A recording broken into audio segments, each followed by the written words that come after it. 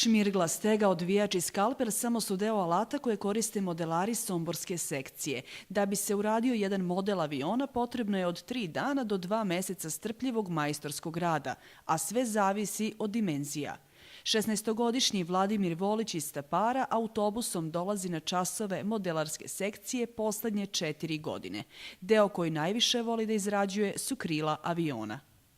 Uvijek je bio padobranac, pa onda avioni, taj svijet vazduhoplova, pa za njim sam krenuo.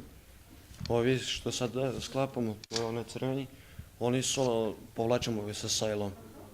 A one tamo što su, njih ili bacamo ovako ili bacamo ovako.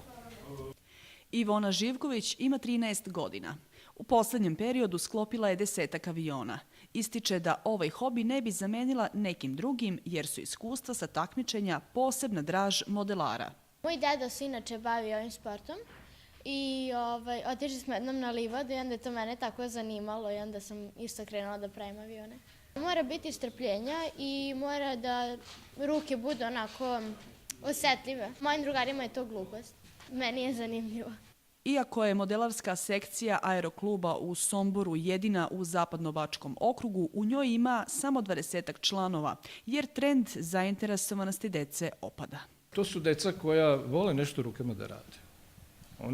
Oni pretaču svoju misao kroz ruke, kroz prste, kroz skalper kojim oblikuju rebra za avion. Skice, šeme i delovi finog drveta prolaze kroz njihove vešte ruke da bi sačinili model koji leti u zatvorenom i na otvorenom prostoru, pa svima koji žele da se oprobaju u ovome, poziv da zakorače u svet modelarstva je otvoren.